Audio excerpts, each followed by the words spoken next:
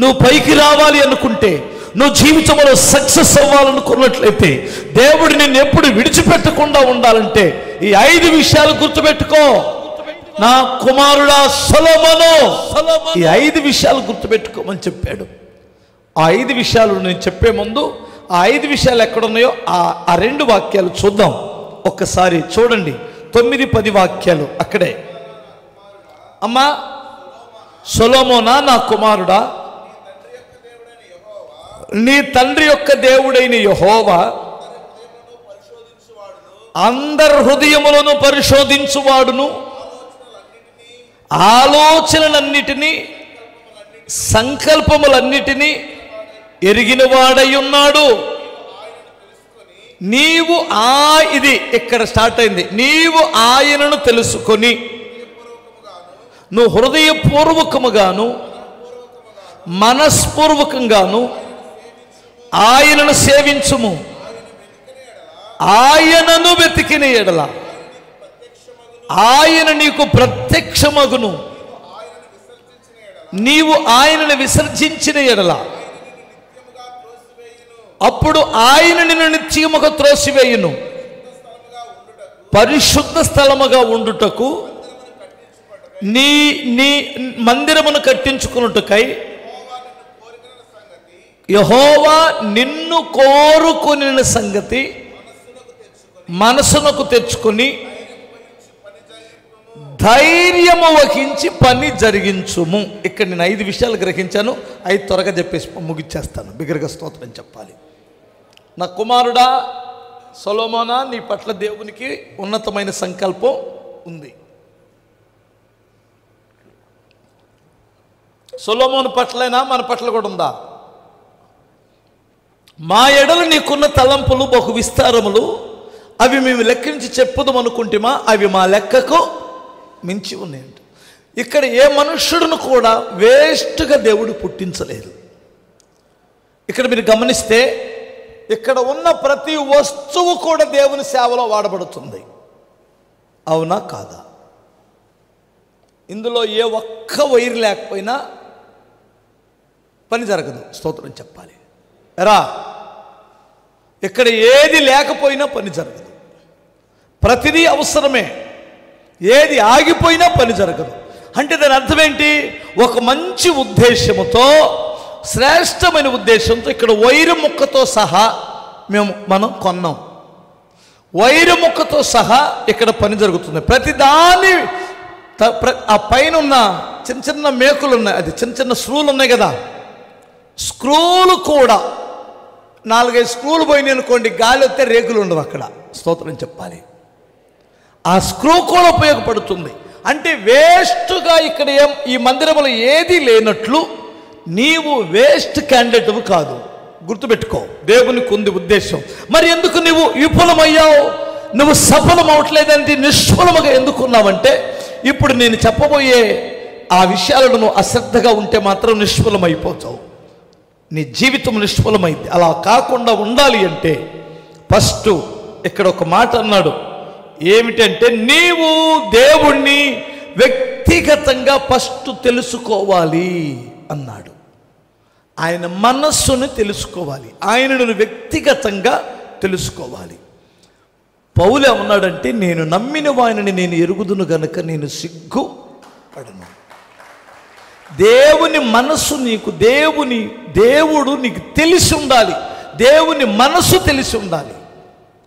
నేను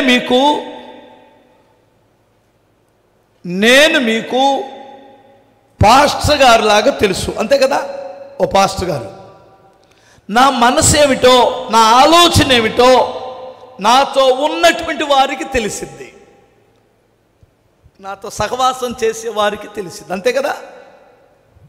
నీవు నీ పట్ల దేవుని ఉద్దేశం తెలియాలంటే ఆయన నీకు తెలిసి ఉండాలి, ఆయన మనసు తెలిసి ఉండాలి. యోబుని సమస్తమును నష్టపోతే అందరూ వచ్చి ఎందుకు నీ దేవుడు ఇలా చేశాడు అంటే, ఆయన ఒక మాట అన్నాడు, నా విమోచకుడు సజీవుడు, సమస్తమును నేను కోల్పోయినా తిరిగి మరలా నా దేవుడు ఇవ్వగలడు. నా శరీరము చీకిపోయినా మరలా నా దేవుణ్ణి చూస్తాను. నేను చెబుతున్నాను, నేను అన్నీ కోల్పోయిన నా ఇంటి వస్తువులు లెక్క చూసుకుంటే ఏది కూడా నాకు తక్కువ అవనివ్వడు నా దేవుడు. ఆయన ఇవ్వగలడు, తీసుకోగలడు, మరలా తిరిగి ఇవ్వగలడు. కష్టం రాని, బాధ రాని, శ్రమ రాని, నిందలు రాని నా దేవుడిని నేను ఎప్పుడు నిందించను. నా దేవుని మనసు నాకు తెలుసు.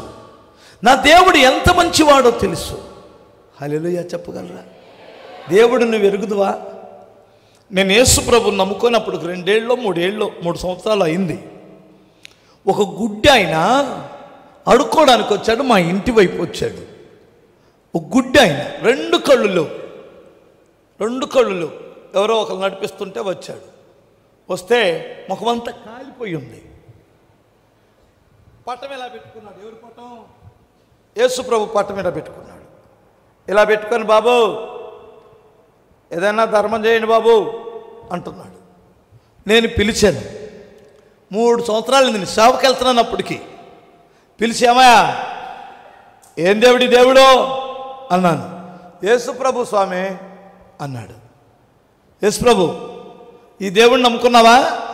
అవునండి, ఈ దేవుడిని నమ్ముకున్నాను నేను. ఏం దేవుడు ఆయన? దేవుడు. నీ సాక్ష్యం ఏంటి? నీకేమో ముఖమంతా కాలిపోయి ఉంది, 2 కళ్ళు లేవు, అడుక్కు తింటున్నావు.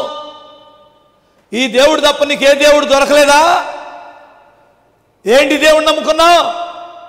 అడుక్కు తింటున్నావు, బోలేదు, నీకు కళ్ళు లేవు, ఈ దేవుడు నీకు అవసరమా అన్నాను నేను. ఏమయ్యావు, నువ్వు ఇస్తే ఇవ్వకపోతే ఇవ్వమాక, నా దేవుడి గురించి ఏం తెలుసు అని మాట్లాడుతున్నావు అన్నాడు ఆ గుడ్డోడు. ఏందా నీ దేవుడి గురించి తెలిసేది? నీ కళ్ళు లేవు, నీ ముఖం కాలింది, ఏంటి నీ ముఖం నీ దేవుడు అన్నాను నేను. ఇదిగో మర్యాద ఉండదు చెబుతున్నాను, మర్యాద ఉండదు. నా దేవుడి గురించి నీకేం తెలుసని మాట్లాడుతున్నావు? నువ్వు ఇస్తే ఇలేదంటే పో, చెబుతాను నేను 2 మాటలు నా దేవుడి గురించే అన్నాడు. ఏందో చెప్ప, ఏంటి నీ దేవుడు గొప్పతనం ఎడా అన్నాను నేను. అడేమన్నాడు తెలుసండి? చెబుతాను నేను. నా చిన్నప్పటి నుంచి నాకు పిడిసి వస్తుంది. నేను పలుమార్లు ఎక్కడ పడితే అక్కడ పడిపోతాను. ఆ క్రమంలోనే నేను పొయ్యిలో పడ్డా. అప్పుడు చచ్చాడే. నా దేవుడు నన్ను బ్రతికించాడు. ఇంకా చెబుతా నేను. హల్లెలూయా. మా అమ్మా నాన్న లేరు, మా అన్నయ్య వదిన దగ్గర బ్రతికాను నేను. వాడు ఎన్ని చెప్పాడు నాకు చాలా కాలమైంది, అది గుర్తు. ఎప్పుడో 97 ఆ టైంలో, 1997 నేనేం చేశాను తెలుసా నీకు? ఇదిగో నేను అడగకుండానే డబ్బులు ఇస్తారు. నాకు ఎకరన్నర పొలం ఉంది, ఇలాగే కొన్నాను. ఊరిని దొంప నేను దశంభాగం ఇస్తాను నా దేవుడికే. ఏ వారం కూడా చర్చికి వెళ్ళకుండా ఉన్నాను. ఏంటి ఇప్పుడు నాకు ఎవడన్నా తోడున్నాడా? నేనే నడుస్తున్నాను, నా దేవుడు నడిపిస్తున్నాడు. ఏ లారీ కుదరట్లేదు, ఏది కుదరట్లేదు నన్ను. ఎవడు నువ్వు ఇచ్చా ఇలా పడలేవు, నా దేవుడు నా మీద తగత పెట్టుకున్నాడండి గుడ్డోడు. ఆడు చెబుతుంటే నా కళ్ళమ్మ నీళ్ళు వచ్చేసినాయి. ఆహా, ఇది కదా భక్తి. స్తోత్రం చెప్పాలి ఒకసారి. నీవు ఇత్తే ఎంత, ఇవ్వకపోతే ఎంతరా? నా దేవుడిననే మాత్ర పోడవే అన్నట్టు తిట్టాడు నన్ను. నీకు అర్థమైందా? 2 కళ్ళు లేవు, ముఖం కాలిపోయింది, పిడిసి వస్తుంది, పిడుసులో ఉంటాడు. పోతా ఆ గుడ్డోడు ఎక్కడ పడితే అక్కడ పడి గిలగిలగిలగిలగిలనుకుంటుంటాడు. మరలా లేస్తాడు, యేసుప్రభు బొమ్మ పెట్టుకొని ఓ పక్క అడుక్కున్నాడు, ఓ పక్క యేసుప్రభు గురించి చెబుతున్నాడు. ఏమిటండి అతను దేవుణ్ణి ఎంతగా ఎరుగున్నాడో ఒకసారి మీరు ఆలోచించండి. ఈ శరీరము చీకిపోయినా నా దేవుని రాజ్యంలో నేను ఉంటాను. అరే కాస్త తప్పయిందో లేదో, ఏం దేవుడో ఏందోలే, ఆ తండ్రికి కూడా న్యాయం లేదు. ఇప్పుడు 3 నెలల నుండి నేను వస్తున్నాను సంపూర్ణ రాత్రికి, కార్యం ఏం జరగలేదు. మరి తమరు వచ్చారని హల్లెలూయా. దేవుడిని బ్రతికించడానికి వస్తున్నావు, నువ్వు బ్రతకడానికి వస్తున్నావా, యేసయ్యని బ్రతికించడానికి వస్తున్నావా? బ్రతుకున్న దేవుడు నీ కొరకు నా కొరకు అన్యాయంగా ప్రాణం పెట్టేశాడు, దారపోసాడు. నీ దేవుని ప్రేమ నీకు తెలుసా? నీ దేవుని ఔన్నత్యం నీకు తెలుసా? ఆయన జాలి నీకు తెలుసా? ఆయన కనికరం నీకు తెలుసా? ఆయన కృప కలిగిన దేవుడని నీకు తెలుసా? ఇది నువ్వు తెలుసుకుంటే నీ పట్ల ఉన్న సంకల్పం దేవుడు నెరవేరుస్తాడు.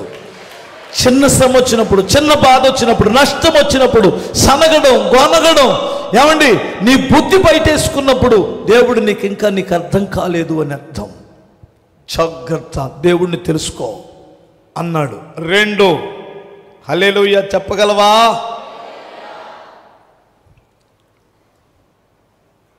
ఇంకొకసారి చెప్పు. దేవుని ఆజ్ఞలను ఆలోచించి దేవుడు నిన్నేం చేయమంటున్నాడో తెలుసుకో. ఇది చెప్తున్నాడు కొడుకుతో. దేవుడు నిన్ను ఏమి చెయ్యమంటున్నాడో తెలుసుకో. స్తోత్రం చెప్పాలి. దేవుణ్ణి ఎరుగాలి. దేవుడు నిన్నేమి చేయమంటున్నాడో తెలుసుకోవాలి. చాలామందికి దేవుడు చెప్పేది ఒకటి, వీరు చేస్తున్నది మరొకటి. దేవుడు నిన్నేం చేయమంటున్నాడు, ఏం చేయమంటున్నాడు అది నువ్వు తెలుసుకోవాలి. దేవుని ఆజ్ఞలను పాటించమని దేవుడు చెప్పాడు.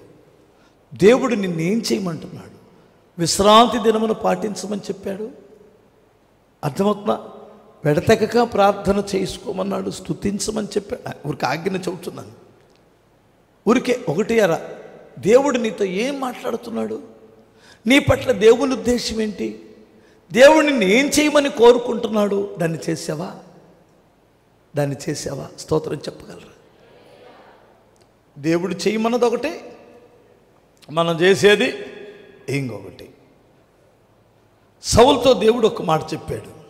సౌలు రాజుతో, నువ్వు వెళ్ళి అమాలేకీయులను అందరినీ శుభ్రంగా సమూలముగా హతమార్చి తిరిగిరా, నీ రాజ్యాన్ని స్థిరపరుస్తానన్నాడు. వెళ్ళాడు, యుద్ధం చేశాడు, అందరినీ చంపేశాడు. కానీ అమాలేకీయుల రాజుని బ్రతకనిచ్చి అక్కడున్న గొర్రెలని, మేకలని, ఎద్దులని, కొవ్విని వాటిని ఇంట్లో తీసుకొచ్చి కట్టేసుకున్నాడు. పొద్దున్నే పాస్టర్ గారు దైవజనుడు ఇంటికి వచ్చి, సౌలా నేను చెప్పిందలా చేసావా అన్నాడు. తూచే తప్పకుండా చేశాను అన్నాడు. ఇంట్లో మ్యా అరుస్తున్నాయి. మరి ఈ రంకెలు ఎక్కడవి? మీకు అర్థమైందా?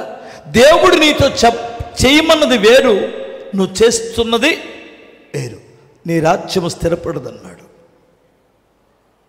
నీ సొంత ఆలోచన చేస్తున్నావు, నీ సొంత క్రియలు చేస్తున్నావు, దేవుడు స్థిరపరచడు, నీ రాజ్యం నిలబడదన్నాడు.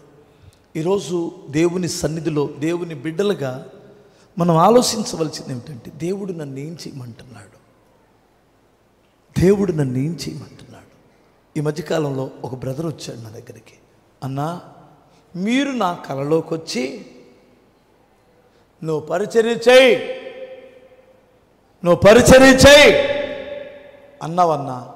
నేనేదో నా భ్రమ అనుకొని ఉన్నాను. మరలా 2వ సారి కూడా అదే కళ వచ్చింది. నేను ఇప్పుడు పరిచర్య చేస్తున్నాను అన్నాడు. స్తోత్రం చెప్పాలి. అసలు ఫస్ట్ మాటకే లోబడితే బాగుండేది, మంచోడే. 2వ దానికని లోబడ్డాడు. హల్లెలూయా. దేవుడు ఏం చేయమంటున్నాడో తెలుసుకోండి. ఒక బ్రదరు అప్పులైపోయాడు, ఎందుకు పనికి రాకుండా అన్నట్టు అయిపోయింది వాతావరణం. ఒక జనవరి 1కి వాళ్ళ ఆవిడ దగ్గరికి కల్లో 31వ తేదీ రాత్రి, డిసెంబర్ 31వ తేదీ రాత్రి నేనుగా వెళ్ళి పాస్టర్ గారు లాగా, దేవుడు అమ్మా మందిరానికి రండి అని పిలిచారట. పొద్దున్నే లేచి భర్తకు చెప్పింది, ఏమండి ఆ పాస్టర్ గారు ఉన్నారే ఆయన మందిరానికి రమ్మంటాడు. నోర్మై, పిచ్చి పిచ్చి కలలో వాళ్ళు సంవత్సరంలో 2-3 సార్లు వెళ్ళి వస్తారు తిరుపతి. తంతానే అనుకున్నావో ఈ కళలు కనుక అన్నావంటే నువ్వు దిగిపోతావా క్రిస్టియన్లో? అలాగే ఎదవ కళ్ళు వస్తే నోర్మై అన్నాడు. పాపం ఆడమనిషి ఏం చేయలేదు కదా, సరేలే నాకెందుకు వచ్చిన కావాలని తిరుపతి వెళ్తున్నారు, దండాలు పెట్టుకున్నారు, దశకాలు పెట్టుకున్నారు, అయిపోయింది. నెక్స్ట్ మరలా అదే నెక్స్ట్ సంవత్సరం తర్వాత అదే డిసెంబర్లో మరలా ఆయన కళ్ళలోకి వెళ్ళి నాలాగే ఆయన మందిరానికి రండి అన్నాడట. అప్పుడు అర్ధరాత్రి లేచి నిద్రపట్టక ఏమే ఇది నాకు కూడా ఎలా వచ్చింది కళ? నీకు వచ్చి ఎంతకాలం అయింది? డిసెంబర్లోనే, పోయిన డిసెంబర్లో. ఇప్పుడు ఇది డిసెంబర్లో. ఆగు, వాళ్ళ బావ ఒక ఆయన వస్తాడు చర్చికి. ఆ బావ దగ్గరికి వెళ్ళి, బావా ఏంటి నాకు ఇలా కళ వచ్చిందంటే, అబ్బాయి దేవుడు నిన్ను పిలిచాడు అంటే దేవునికి నీ పట్ల గొప్ప ఉద్దేశం ఉంది, మీరు నా మాటని చర్చికి రండి అన్నాడు. ముందు మరి ఆ పాస్టర్ గారిని కల్పించు, మేము ఏమేం చేయాలో ఒకసారి ఆయన చెబితే తర్వాత దిగుతాం. అది దిగుతాం అంటారు, దిగుతామని అంటారు. వచ్చారు నా దగ్గరికి.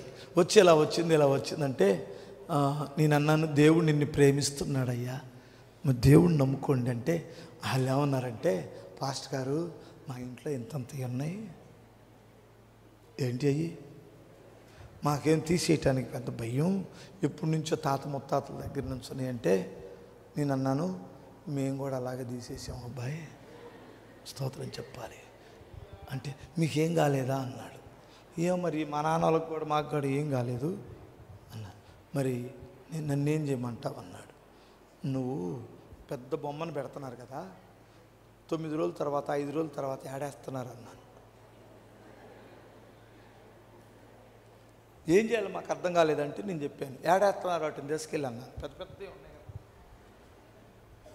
ఆ పెద్ద వాటిని తీసుకెళ్ళి ఏడేస్తానంటే అదే నదిలో వేసి వస్తున్నావు అన్నాడు. అక్కడే వేసిరా అన్నాను. నువ్వు వచ్చి అన్న పీటకం కదిలిచ్చే పని లేదా అన్నా. నేనే పీటల బాటలు కదిలిచ్చాను, నువ్వే బాగున్నాను. స్తోత్రం చెప్పాలి ఒకసారి. హల్లెలూయా. నిజమండి, మొత్తం పీట తీసుకెళ్ళి పీటకం కదిలిచ్చేసి ఏడయ్యాలో ఆడేసుకొని నాకు ఫోన్ చేశారు. వెళ్ళాను ఇంటికి, ప్రార్థన చేసి వచ్చాను. అప్పుడు అప్పులైతే ఇప్పుడు ఏమంటున్నారు తెలుసా? అన్న మేము ఒక మంచి స్థలం కొనుక్కొని ఇల్లు కట్టుకోవాలి, ప్రార్థించాలి. దేవుడు ఒక 2 సంవత్సరాల్లోనే ప్లేట్ తిరిగి పడిపోయింది. స్తోత్రం చెప్పాలి. ఇలా చెప్పుకుంటూ వెళ్తే 100 కుటుంబాలు ఉన్నాయి, 100 కుటుంబాలు ఉన్నాయి. ఒకప్పుడు వారి స్థితి వేరు, ఇప్పుడు వారి స్థితి వేరు. స్తోత్రం చెప్పాలి. నిన్నవారం ఒక అమ్మాయి వచ్చింది, 18 సంవత్సరాలట పెళ్ళి, 18 సంవత్సరాలు. ఆ అమ్మాయి నా చెవిలో ఏం చెప్పింది తెలుసా? అన్నయ్య నాకు ఇప్పుడు 6వ నెల. స్తోత్రం చెప్పాలి. ఒక అమ్మాయి ఇంటర్ కాస్ట్ మ్యారేజ్ చేసుకుంది, తల్లిదండ్రులు చూసిన మ్యారేజే. ఎంత పెద్ద మిడివేల పోడంటే అంత పెద్ద మిడివేల పోడు దొరికినోడు యేసు రక్తమే చేయు. యేసు ప్రభు అంటే అసలు గిట్టదు. 11 సంవత్సరాలు అయింది, పిల్లల పుట్ల, తిరగని హాస్పిటల్ లేదు. వాళ్ళు చెప్పారు, ఎవరో కృపా మినిస్ట్రీ చర్చికి వెళ్ళు అంటే ఇంకా ఆశలు వదులుకొని అందరూ వదిలేశారు. డాక్టర్స్ ఒక లింక్ పెట్టాడు, నేను చర్చికి అన్న వెళ్తాను, మరి ఏమంటావంటే వెళ్ళు, 6 నెలలు వెళ్ళు, 6 నెలలు వెళ్ళు, 6 నెలల్లో గర్భిణి వస్తేనేమో కంటిన్యూ చేయి, లేదంటే ఆగిపో అన్నాడు. వెళ్ళావో తంతానన్నాడు. ఇక 6 నెలల దాకా నా దేవుడు ఎక్కడిచ్చాడు? 3 నెలలను వచ్చేసింది. హల్లెలూయా. మగపిల్లోడిని ఎత్తుకొని వచ్చింది నేను వారం ఆ అమ్మాయి. ఇప్పుడు అంటాడు మగపిల్లాడు పుట్టిన తర్వాత కాకపో పుట్టాడుగా అంటాడు. ఏమంటుంది? చచ్చిపోయినాకనో. స్తోత్రం చెప్పాలి ఒకసారి. నీ ఇష్టమేననుకున్న దేవుడు అంటే ఏమనుకున్నావు? ఎందుకంటే ఆమె ఈ ఈ ఆ బిడ్డ పుట్టే 3 4 నెలలు వచ్చేసరికి అసలు నిజమైన దేవుడు ఎవరు ఆమెకు అర్థమైంది. బిడ్డను బట్టి కాదు, పుట్టిన బిడ్డను బట్టి కాదు, సత్యం అర్థమైంది ఆ అమ్మాయికి. సత్యం అర్థమైపోయింది. మొన్న వారం తిరగని చర్చి లేదు, ఒక ఆమె తిరగని చర్చి లేదు, ఒంటరిగా వచ్చి ఇదేంటి చిచ్చుపుట్లు ఉంటాయి కదా, ఈ వైర్లు వెలుగుతాయి కదా, లైటింగ్ వేస్తారు కదా, అవి తయారు చేస్తుంది. మహా పనికిమాలినోడు దొరికిన యజమానుడు. అది ఒక ధరణ ఉంటుందండి, ఒక ధరణ ఉండి ఇష్టమైతే ఉండి కష్టమైతే పోంటాడు. అర్థమైంది కదా? అది ఒక ధరణ ఉంటుంది. ఏ మనిషి అయినా అలా ఉంటుందా? ఏ మనిషి అయినా అలా ఉంటుందా? పశువులు కూడా ఉండవే, కుక్కలు కూడా ఇంకొక కుక్క వస్తే కరిసిద్దే. ఈడంటాడు సమాధానంగా ఉండవు, దాంతో మాట్లాడు అంటాడు. తట్టుకోలేక ఊపిరుంటే నెమ్మది కలిగి బ్రతికితే చాలనుకొని బిడ్డలను పెట్టుకొని ఇక్కడ బ్రతుకుతుంది. తిరిగి తిరిగి తిరిగి చర్చిలు ఇక్కడికి వచ్చింది. వచ్చిన తర్వాత ఆమెలో మనసులో పడింది ఏమిటంటే, దేవా అన్ని ఫ్యామిలీల గురించి చెబుతున్నాడు ఈ పాస్టర్ గారు, కానీ నాకు మాత్రం భర్త ఉండి కూడా నేను లేని దానికి ఉన్నాను. నా ప్రార్థన ఆలకించి నా భర్తను నడిపిస్తే నాలో ఉన్న లోపాలు నేను సరి చేసుకుంటాను, నా భర్త లోపాలు సరిచేయన్నాడు. ఆశ్చర్యకరమైన దేవుడు, మంచి దేవుడు. నిన్న వారం ఆమె కూతురు నాతో చెవిలో చెబుతుంది, అన్నయ్య మీకు ఒక విషయం తెలుసా, మా అమ్మ మా నాన్న ఒకటైపోయారు. నేను ఆమెను అడిగాను, ఏంటమ్మా చెప్పలేదంటే, నాకు సిగ్గే చెప్పలేదన్నయ్య. స్తోత్రం చెప్పగలరా? హల్లెలూయా. ఇలా 23 సంవత్సరాల తర్వాత ఇద్దరు కలుసుకున్నారు. అంతకుముందు చెప్పాను పోయిన ఆదివారం, నేను 23 సంవత్సరాలు, ఒకటి కాదు రెండు కాదు. నేను ఇలా ఎన్నైనా చెప్పుకుంటే ఇలా వెళ్తే రాత్రి అంతా సాక్ష్యాలు ఉంటాయి. స్తోత్రం చెప్పాలి. నేను ఎందుకు ఈ విషయాలు చెబుతున్నానంటే, దేవుడు నిన్ను ఏమి చేయమంటున్నాడో దానిని గ్రహించి దాని ప్రకారం వెళ్ళు. దేవుడు నీ జీవితంలో గొప్ప అద్భుతాలు చేస్తాడు. ఆయన చేయమనేది ఒకటి, వెళ్ళమనేది ఒక దగ్గరికి, నువ్వు వెళ్తుంది ఒక దగ్గరికి, చేయమన్నది ఒకటి, నువ్వు చేస్తుంది ఒకటి. ఒకవేళ ఏమన్నుంటే సరిచేయి, దేవుడు కార్యం చేస్తాడు. బిగ్గరగా స్తోత్రం చెప్పాలి. ఇక్కడ సొలొమోనుతో అదే చెప్తున్నాడు, దేవుడు నిన్ను ఏం చేయమన్నాడో దాన్ని జాగ్రత్తగా తెలుసుకో అని చెప్పి, ఇంకొక మాట ఇక్కడే ఏమంటాడంటే, ఆయనని పూర్ణ హృదయపూర్వకంగా సేవించు. స్తోత్రం చెప్పాలి. ఎలా సేవించాలి? నీ పట్ల నువ్వు దేవుని కుమారుడుగా ఉండాలి అంటే, నీ చేత గొప్ప కార్యాలు చేపించాలి అంటే, నీ రాజ్యము, నీ కుటుంబం, నీ జీవితం స్థిరపడాలి అంటే హృదయపూర్వకంగా సేవించు. నీ పూర్ణ బలముతో సేవించు. సేవిస్తున్నానంటే సేవించొద్దు. దావీదు దేవుణ్ణి ఆరాధించేటప్పుడు పైబట్ట పోయిన సంగతి తెలియలేదట. తెలుసా మీకు? ఎంతమంది ఆరాధన చేసేటప్పుడు చెమటలు పడతాయి, అవి బట్టనిచ్చాలిగా, చప్పట్లు కొట్టాలిగా. హల్లెలూయా.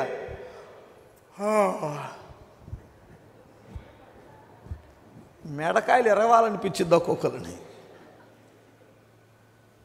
తినేటప్పుడు మాత్రం ఎండలకి ఉసుగొడతా, చెమటలు పడతా, ఫ్యానే ఎండ్రా, ముద్దలు మింగలేకపోతున్నాను.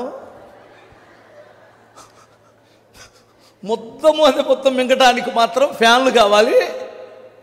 ఆరాధన చేయడానికి చెమట పట్టనే వాడు దొన్నపోతు నిలబడ్డట్టు నిలబడి.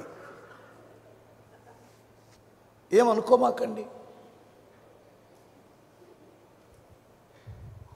మీరు ఆ పోలేరమ్మ కొలుపులు కొలిచే వాళ్ళని, ఆ అంకాలమ్మ, మంకాలమ్మ, ఎంకాయమ్మ,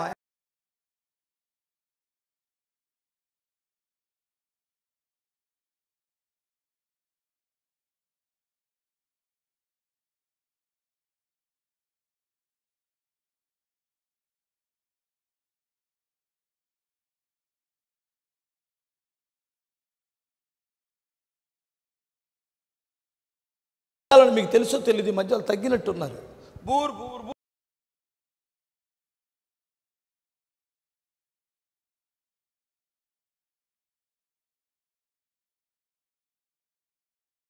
అమ్మా, చూసారా మీరు బూర్బురోడిని?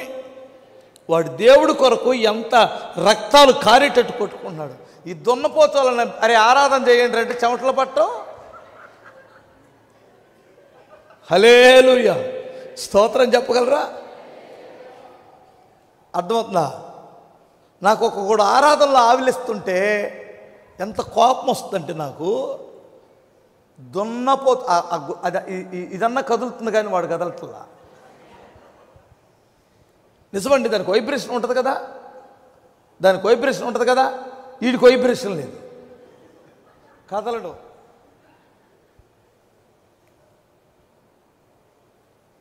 నీ దేవుడైన ప్రభువు నిన్ను పూర్ణ హృదయంతో సేవించడం నేర్చుకో. సేవించడం అంటే చర్చిలో మాత్రమే కాదు. చర్చిలో మాత్రం నువ్వు ఒకరిని ప్రేమిస్తే నువ్వెక్కడికి వెళ్ళినా అదే మాట మాట్లాడతావు, అదే పాట పాడతావు. అసలు మా ఆయన ఒక్కొక్కడు అసలు మా ఆవిడ వండిద్ది, అసలు మా ఆవిడ ఎంత తెలివికలదు అనుకున్నావు, అసలు మా ఆవిడ అసలు ఈ కూర కానీ మా ఆవిడ వండితే వీడు ఏ ఊరు వెళ్ళినా ఏమైనా సేవిస్తుంటాడు. నాకు తెలిసి చెబుతున్నది, స్తోత్రం చెప్పాలి.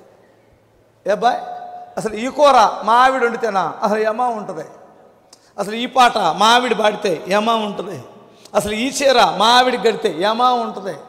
పొద్దు గూకులు ఆవిడ్ని సేవిస్తాడు వీడు. అవునా కాదా? నేను సేవించొద్దంటలేదమ్మా, ఇష్టం ఉంటే ఆమెనే సేవిస్తాం. ఆమె కూడా అసలు మా ఆయన అయితేనా, అసలు దీనికైతేనా, అసలు మా ఆయన అయితేనా పొద్దు గూకులు. వీళ్ళు తక్కువ మంది ఉన్నారు. ఎరా బాబు, ఆవిడ్ని సేవిస్తున్నాడు అంటే దాని అర్థం ఏంటంటే ఆవిడ్ని ఎక్కువగా ప్రేమిస్తున్నాడని.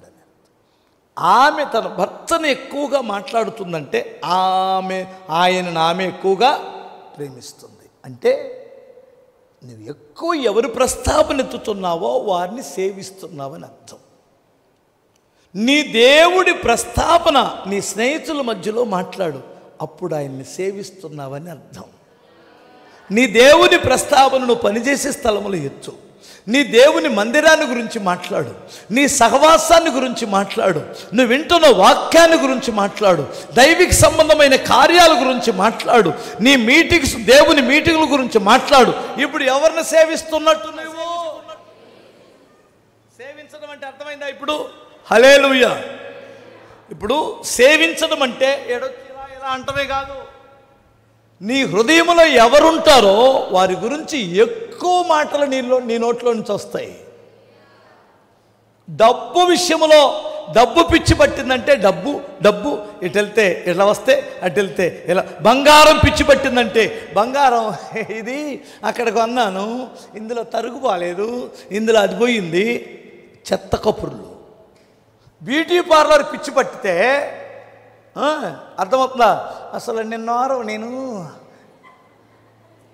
నీ బొందబడిసావా, నీకు ఈ పిచ్చి పట్టింది. యేసు పిచ్చి పడితే యేసుని గురించి మాట్లాడుతావు. స్తోత్రం చెప్పాలి. యేసయ్య పిచ్చి పట్టాలి. నేను అనేది ఏమిటంటే మీరు మంచి చీరలు కట్టుకోవద్దంటలేదు, మీ మోకాలకి ఏదన్నా పూసుకోవద్దని నేను అనటం లేదు. మీరు డబ్బు అసలు ఎవరి గురించి ఎక్కువగా నువ్వు సేవిస్తున్నావు, ఎవరి మాటలు మాట్లాడుతున్నావు? మీకు అర్థమైందా? ఎవరి గురించి మాట్లాడుతున్నావు?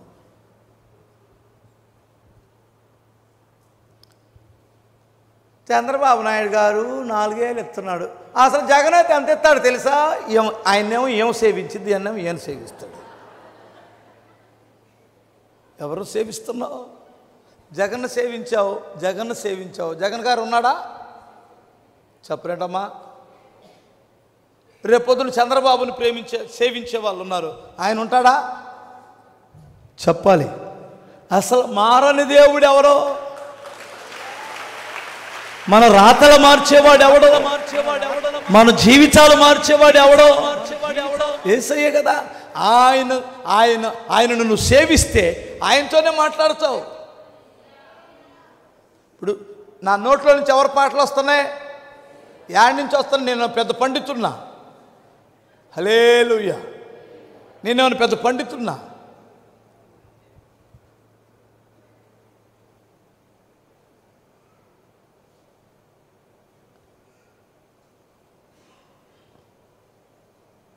హల్లెలూయా చెప్తారా? మన హృదయంలో ఎవరున్నారు? యేసయ్య కదా. ఆయన గురించి మాట్లాడదాం. అది సేవించడం. స్తోత్రం చెప్పాలి. అది సేవించడం. జాగ్రత్త, ఆయన సేవించు. ఇక్కడ ఇంకొక మాట అన్నాడు, నిన్ను నమ్మాడు, నీకు పని అప్పగించాడు, నమ్మకంగా ఉండు. స్తోత్రం చెప్పాలి. ఆయన నీ హృదయాన్ని ఎరిగినవాడు. ఆయన నీకు ఎంత ఇచ్చాడో తెలుసు, నీ పరిస్థితులు ఏంటి తెలుసు, నీ జీవితం ఏంటి తెలుసు. నమ్మకంగా ఉండు. మోషే తన ఇల్లంతటిలో నమ్మకస్తుడు. నువ్వు కూడా నమ్మకంగా ఉండు. నమ్మకస్తులంటే దేవునికి బహు ఇష్టం. స్తోత్రం చెప్పాలి. భలే ఇష్టం దేవుడికి నమ్మకస్తులంటే. ఏ విషయంలో? అన్ని విషయాలు. నువ్వు పెళ్లి చేసుకున్నావు కదా, నీ భర్తకు నమ్మకంగా ఉండు. పెళ్ళైంది కదా, నీ భార్యకి నమ్మకంగా ఉండు. ఎదవేశ్యాలు వేసావో దేవుని దగ్గర నమ్మకం పోయింది. అస్సలు భార్యని మోసం చేయడం నాకు తెలిసి గంటే 10 పల్టీలు కొట్టించవచ్చు.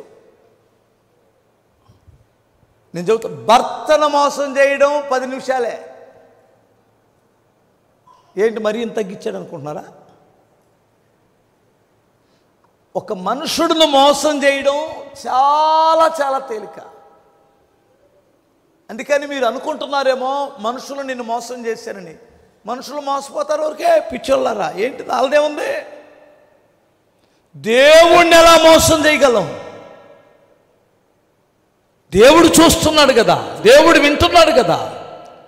దేవుడు కదా నమ్మకమైన వారికి దీవెనలు మెండుగా వస్తాయి. దేవుణ్ణి మోసం చేయకూడదు. నాకెవరో కామ్ చెబుతుంది, కొడుకు పుట్టాడు, వార్తల్లో విన్నాను నేను. యమా మోసం చేస్తున్న భర్తని రుజువు దొరకటల్లా. యమా మోసం చేస్తుంది భర్తని, రుజువు దొరకటల్లేదు, దొరకనికుండా చేస్తుంది సైతాన్ని. కోర్టుకు వేసాడు ఈ అబ్బాయి. ఇది పనికి మాలిందండి, ఈ కొడుకు కూడా నాకు పుట్టలేదు అంటే ఎంత బొంకుతుందంటే ఆ అమ్మాయి, సార్ డిఎన్ఏ టెస్ట్ చేసుకోమను, నన్ను అల్లాడిపిస్తున్నాడు సార్, నాకు అది కావాలి సార్, భరణం కావాలి సార్ అంటే, ఏయ్ భరణం గట్రా, నీకు అనుమానం పిచ్చి పట్టిందన్నాడు. ఈడేం చేశాడంటే తెలియకుండా ఆ కొడుకు బ్లడ్ తీసుకొని ప్రైవేట్గా డిఎన్ఏ టెస్ట్ చేయించాడు. ప్రైవేటుగా డిఎన్ఏ టెస్ట్ చేయించాడు. అసలు నాకు పుట్టాడా ఈడు పుట్టలేదని. డిఎన్ఏ టెస్ట్లో ఏం తెలియదంటే, ప్రైవేట్గా చేపిస్తే ఏం తెలియదంటే ఈడు బ్లడ్ నీ బ్లడ్ కాదని తేలింది. ఏంటి రాజుతున్నారు? కోర్టు నమ్మట్లేదు, పోలీసులు నమ్మట్లేదు, పెద్ద మనుషులు నమ్మట్లేదు. ఆ బొంకులు అలా ఉన్నాయి. ఇప్పుడు డిఎన్ఏ టెస్ట్ చేస్తే వీడు కొడుకు కాదని తేలింది. సరే ఎట్లా గట్ట అమ్మయ్యా నా మాట ఈ డిఎన్ఏ టెస్ట్ పట్టా వింటారని కోర్టుకి తీసుకెళ్ళాడు ఈ యొక్క రిపోర్టు. జడ్జి గారు చూసి, ఇది ప్రైవేట్గా చేసావు కాబట్టి ఇది చెల్లదు నాయన, గవర్నమెంట్ చేయాలంటాయి. ఇదొక తంట. ఇప్పుడు ఆ చెప్పాము ఎవరంటే లాయరమ్మ చెబుతుంది. నేను ఎందుకు ఈ విషయాన్ని చెబుతున్నానంటే మీకు ఉపయోగపడిద్దని కాదు. ఎంత మోసం, ఎంత మోసం. ఇలాంటి మోసగతమైన బ్రతుకుల్లో మనుషుల మధ్యలో మనం బ్రతుకుతున్నాం. ఎటు చూసినా వాళ్ళ మధ్యలో బ్రతుకుతున్నాం. నీ పట్ల దేవుని ఉద్దేశం అధికంగా ఉంది. నువ్వు అలా బ్రతుకొద్దు. నీ దేవుడైన ప్రభువుకి నమ్మకంగా జీవించు. నీ ద్వారా దేవుడు గొప్ప కార్యాలు చేయించడానికి సంకల్పము కలిగి ఉన్నాడు. నువ్వు వాళ్ళలాగా కొట్టుకొని పోవద్దు. చచ్చిన చేప ఉరవడిలో కొట్టుకొని వెళ్ళిద్ది. బ్రతికున్న చేప శిఖరాలకు ఎక్కిద్ది. అది నీళ్లు పారాలే కానీ ఎంత దూరమైన ఎక్కిద్ది, ఎంత కొండలైన ఎక్కిద్ది. నువ్వు బ్రతికున్న బిడ్డగా నమ్మకంగా బ్రతకాలి. ఎంతమందికి అర్థమవుతుంది? చచ్చిపోతేనేమండి నమ్మకంగా బ్రతుకుదాం. నా దేవునికి వ్యతిరేకంగా నేను ఇంత ఘోరమైన దుష్కార్యము నేను ఎలాగూ చెయ్యాలి? స్తోత్రం చెప్పగలరా? రెండు చేతులు చెప్పండి. మీకు అర్థమవుతుందంటారా? హల్లెలూయా. నమ్మకంగా ఉన్నారా? డబ్బులో నమ్మకంగా ఉన్నారా? నమ్మకస్తులేనా? మీకు వచ్చే డబ్బులో నమ్మకస్తులేనా? మీకు మీ యజమానుడు పని అప్పగిస్తే అందులో నమ్మకంగా ఉన్నారా? ఒక మాట ఇస్తే అందులో నమ్మకంగా ఉన్నారా? ఒక పరిచర్య అప్పగిస్తే అందులో నమ్మకంగా ఉన్నారా? అయితే దేవుడు నిన్ను అధికంగా దీవిస్తాడు. పో, తిరుగులేదు. హల్లెలూయా. ఖచ్చితంగా దేవుడు ఆశీర్వదిస్తాడు. చివరగా ఇక్కడ ఏమంటాడంటే అధైర్యపడకు. స్తోత్రం చెప్పాలి అంటే నిరుత్సాహపడవద్దు, నిరీక్షణ కలిగి ఉండు. చప్పట్లు కొట్టు ఒకసారి. పిలవని పేరంటంగా మనల్ని ప్రతిరోజు పలకరించేది ఏంటో తెలుసా? ప్రతి వారానికి ఒకసారి పలకరించేది నిరుత్సాహం. ఇక నా బ్రతుకు ఇంతే, నేను పైకి రాను, నా అప్పు తీరదు, నా రోగం పోదు, నా పిల్లలు పైకి రారు, నేను నిలబడలేను, నా జీవితం ఇంతే, మా బ్రతుకు అంతే. నిరుత్సాహం వారంలో కనీసం 2-3 సార్లు పలకరించింది. అవునా? నిరుత్సాహాన్ని తొక్కి పడేసేది ఏమిటంటే నిరీక్షణ. నేను లేస్తాను, నా దేవుడు లేపుతాడు. నిరుత్సాహం మనిషిని పాడు చేస్తుంది, నీ సంకల్పాలన్నీ పాడు చేస్తుంది, నీ సామర్థ్యాన్ని కృంగతీస్తుంది. నీ దగ్గర సామర్థ్యం ఉంది, ఆ టాలెంట్ ఉంది, ఆ తెలివి ఉంది, ఆ జ్ఞానం ఉంది. నిలబడాలి ధైర్యంగా. ధైర్యం తెచ్చుకో, పని కొనసాగించు. ధైర్యము వహించి సంసారాన్ని నడిపించుకో. ధైర్యము వహించి నీ ప్రాజెక్టు పూర్తి చేయి. ధైర్యం వహించి నీ యొక్క వ్యాపారమును కొనసాగించు. ధైర్యం. ఆ ధైర్యం ఎందులో నుంచి వస్తుందంటే నిరీక్షణలో నుండి వస్తుంది. నిరుత్సాహం అంతరించిపోయింది. అన్న మీకు నిరుత్సాహం రాదా? ఇప్పటికీ నిరుత్సాహం వస్తుంది అప్పుడప్పుడు.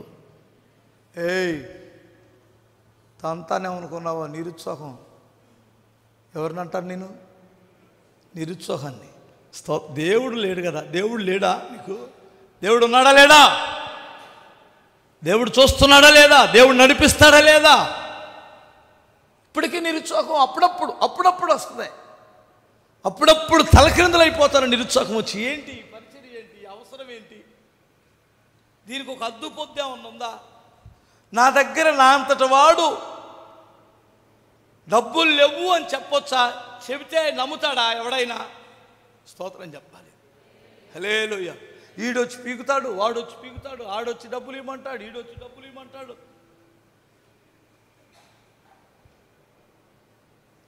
ఇక్కడ పెద్ద పని జరుగుతుంది. ఏం చేయాలి? అప్పుడప్పుడు ఒక ఆవిరిలాగా ఆవరిస్తుంది. ఏంటది? నిరుత్సాహం. ఆవిరిలాగా ఈ నిరుత్సాహంలో నా కోపం, నా చిరాకు ఎవరి మీద చూపించాను?